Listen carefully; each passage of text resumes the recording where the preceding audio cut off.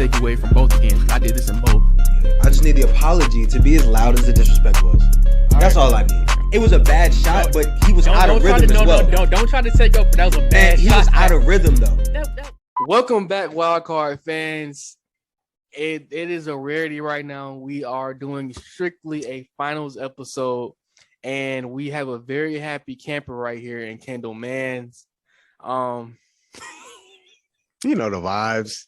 You know what happened. You saw it. We've been having this argument all year, and it really had been an argument because my team didn't really have a say-so in this, At so all. it wasn't much of a debate. Kendall, how you feeling right now, bro? These are instant reactions, by the way. This is nothing. This isn't filtered. This is just pure cut us. Bro, I'm not gonna lie to you. I stood up. I was standing the entire fourth quarter. I was so like hyped about this game. And I think the most important thing to me was just seeing Steph get that finals MVP. Bro, I've been hearing so much trash about Steph ain't got this, Steph ain't this. And then Andrew Wiggins went off last game. People saying Andrew Wiggins deserved finals MVP. Just putting disrespect on my man's name. In all honesty, putting disrespect on my man's name. And ultimately, he got it. He got the finals MVP now. It's nothing else that really matters. Nobody can really say anything else. You can say whatever criticism you got to say about him. Cool. He still got it. He still got all the hardware he need now. So I'm fine. So are you putting him top 10 all time? Bro, you know, right now, like you said, it's kind of in the moment. Right now, if he's not top 10, he definitely top 11. Okay, I'm giving him top. Are you? Let me ask you, you're a big Miami Heat fan, and I'm assuming that means you're a big D Wade fan, right? Yes, absolutely. Are you putting him ahead of Dwayne Wade all time? I'm putting you on the spot because D Wade still has 3 championships. It has a Finals MVP. You're right. Multiple should have won a couple, and maybe one MVP for sure at some point in his career. But go ahead, because I consider the Finals MVP the equivalent to a regular season MVP, in my opinion, personally. In some cases, I disagree, but okay, I don't.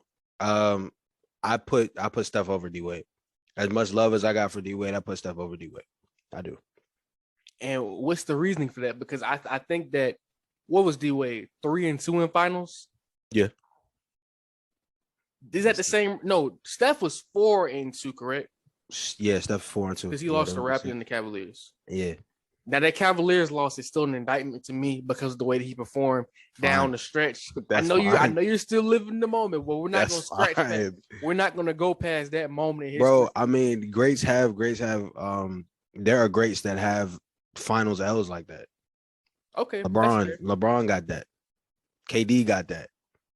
I mean, any of the guys that you put in this era. You said what? You have to say LeBron, but Steph has had in those 2 finals. Those were his lowest moments in his career. But 2016 was very low. Okay, but I don't know if the Raptors was low. Sure. Okay, let's continue. But let's look. We're gonna get back to Steph and the Warriors in a moment. I think that the biggest thing that we need to talk about right now is what's the next step for the Celtics, or what do you think is what caused them to lose this series, in your opinion? And in all honesty, turnovers killed them. I mean, you saw it in this game. No matter how much momentum they got, no matter what happened, whoever was on, whoever was off, turnovers. Mm-hmm. They can't keep the ball in their hands for possession. Because if I saw a stat about an hour ago that said Jayson Tatum is the first player in NBA history to have 100 turnovers in the playoff run. 100 turnovers? 100 turnovers. Golly. And that's the superstar, right? Yeah, I mean, I definitely think that Jaylen Brown and Jayson Tatum, they weren't enough today at all. As far as what do I think they need? I think first things first, they need an actual pure point guard. So are you getting rid of Marcus Smart? Because there was some low moments and there were some high moments in this playoff run. The highs were good. Don't get me wrong. His jump shot was improved. That's key. His defense was very, up and down. You saw what Steph did. You saw what Jimmy did. But are you getting rid of Marcus Smart? I don't know what Marcus Smart is as a position wise because he's not a point guard. That's not his game. Shooting guard, you already got Jaylen Brown there. I would move him to the bench personally. So that's one of the things that I like about this team is that with Jayson and Jaylen Brown, you can put them at like the Clippers do this sometimes with having two pretty good forwards. You can put them at shooting guard and small forward, or you can put them at small forward and power forward.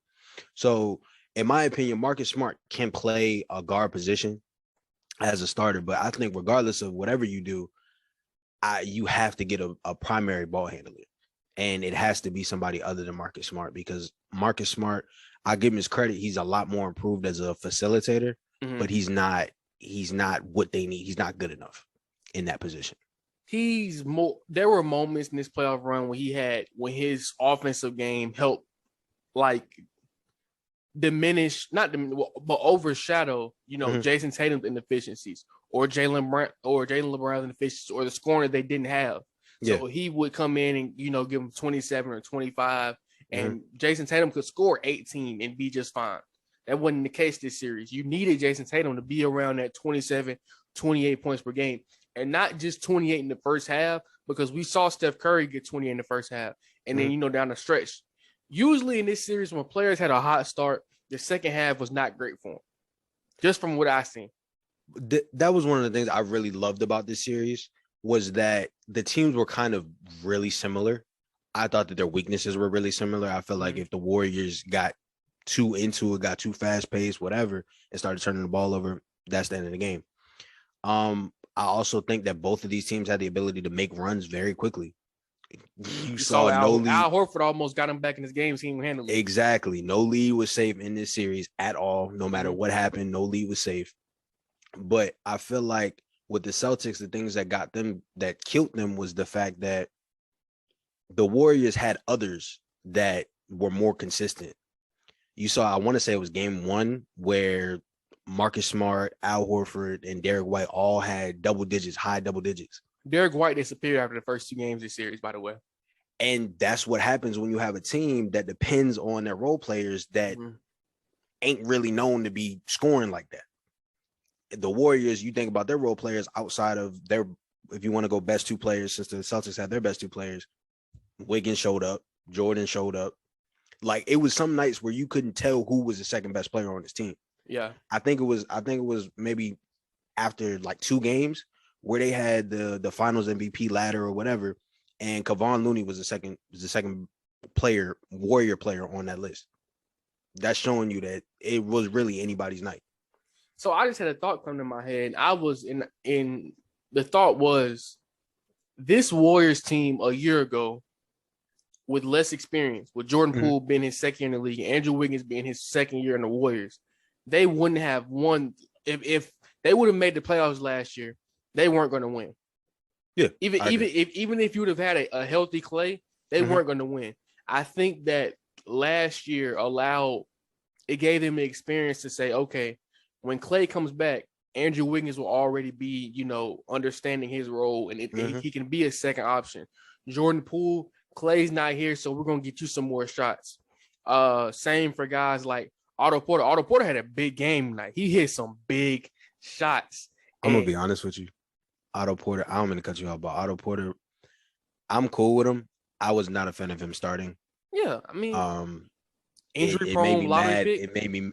It's not even that. It was just I felt like Kevon Looney played a much more crucial role for them, and I didn't like the matchups at the beginning. But I mean, you can continue. But I needed to say that. I just think that this team showed its growth from a year. Obviously, I think that last year was big for them because it allowed players to jump into roles that they could now fulfill. I don't think Jordan Poole plays as well this year if last year didn't happen.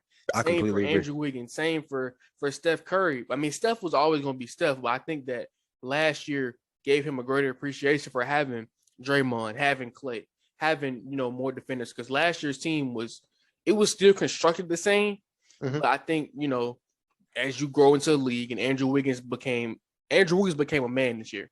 He really did. And that was the thing. I've been thinking about this for the last couple of days. Andrew Wiggins is the perfect example of fit. Like, fit is important. Andrew Wiggins wasn't doing this in Minnesota as a number 1 option or as a number 2 option at some points. he comes to the Warriors, you can be number 2 through 4, 5. Last game, he was number 1. He's so much better in this role, and I feel like you're seeing what that number one pick, like he was worth that number 1 pick. Yeah. I don't know if people was calling him a bust, but he was definitely worth that number 1 pick. It's interesting because I don't think you can tell him to go be your best player on a team. That's not his game. Night in and night out, I don't think so. Yeah, night in, night out. But in a playoff series, because he basically, let's be real, he just replaced what Harrison Barnes and Andre Iguodala did pretty much. He's just replacing that production from the previous regimes. And that's something that I've been thinking about too. The difference between having Andrew Wiggins in that starting lineup as that 3 versus having Harrison Barnes in 2015 and 2016. I think Andrew Wiggins is doing a lot better at that. Because he can put the ball on the floor, and you need that when Steph is getting double team, triple team. Exactly. And I was saying that too when Jordan Poole had the ball a couple of times at the beginning of the fourth quarter. I found myself saying, get the ball out of his hands. Because in my opinion, Jordan Poole isn't ready for a moment like that. Not because yet. His shot selection isn't the best. He's just Jordan Clarkson right now, in my opinion. I think that's what he's on the pay on. I think he has a little bit more composure, I would say. Just a little bit, but they're essentially the same player to me. I could see him, as long as he can continue to make shots, I could see him becoming more of a Stephen Curry type player where a lot of the shots that he's taking that may be bad shots aren't bad because he can make those shots. Yeah. But when they're not falling, that's just like not one of the worst players on the court. Exactly. Right now, that's not the case. So getting back to the Celtics, we never hit on where do you go from here? Obviously, getting a point guard, that's the first step. But that's been the step for them for the past, 5 years? That's what you want them to do? You know, you had Kemba, you had that era, you had Kyrie, you had Isaiah Thomas.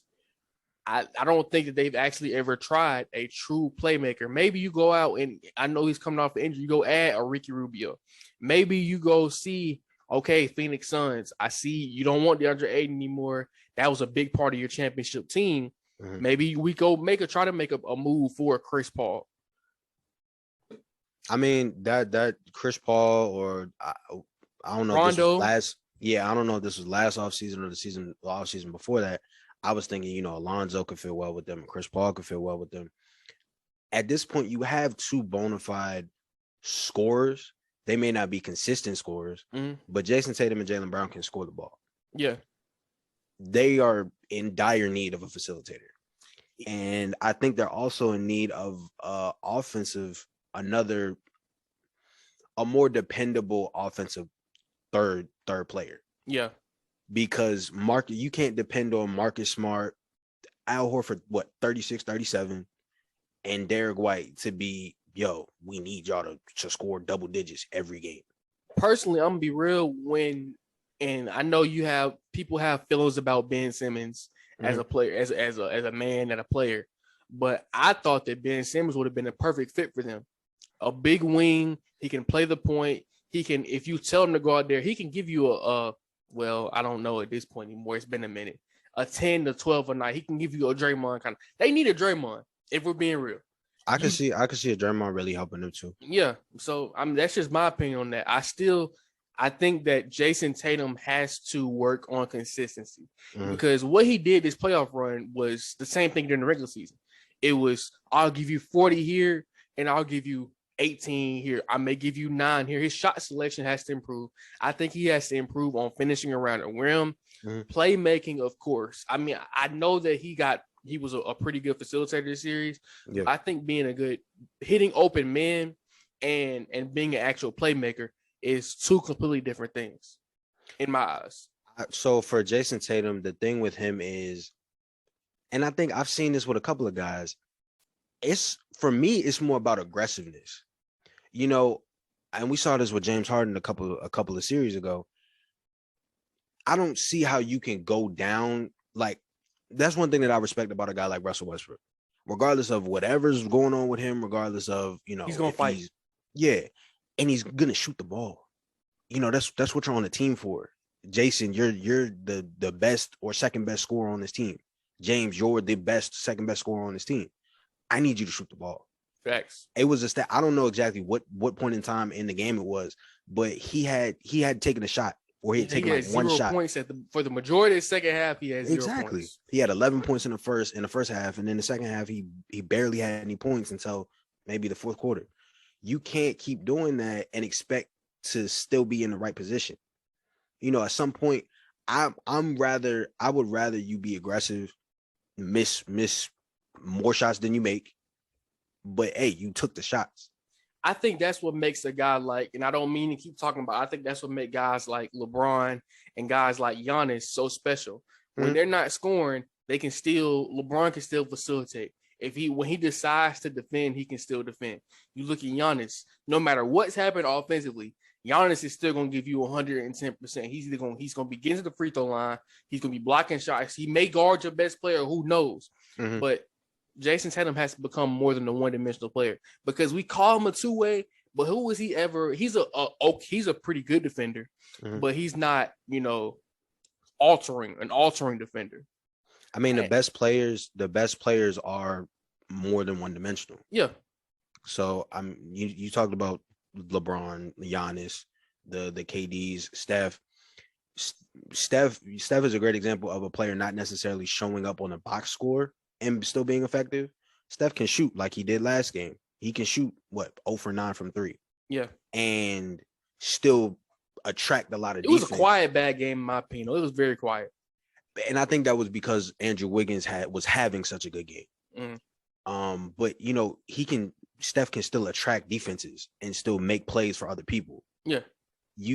Like you said about Jayson Tatum, he has to be more of a player as far as doing things other than scoring. Because when he's not scoring, he's not in the game. You could tell. And you could see it mentally when he's on the court. His body language is terrible.